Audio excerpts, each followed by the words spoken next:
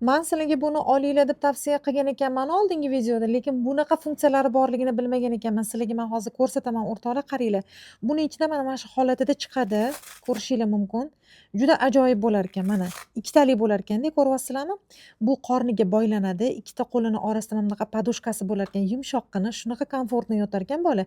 Mana ustidan qo'lini ustidan mana shunda boylab qo'yasizlar. Bu yoqda mana rasmlarigacha ko'rsatib qo'ygan, lekin men sizlarga mana qo'g'irchog'imizda ham ko'rsatib qo'yaman. Xuddi shunaqa bo'p turadi mana. Qorni bilan bog'laysizlar. Qo'lini orasida mana shunaqa podushkasi bo'ladi. Bu o'sha qo'li botmasligi uchun o'rtoqlar tanasiga. Va mana bundoq qilasizlar-da. Уже mana boylab qo'yasizlar o'rtoqlar. Shunaqa komfortni, shunaqangi zo'r materiali ham cho'ziluvchan trikotaj, lekin cho'zilib ketmaydi.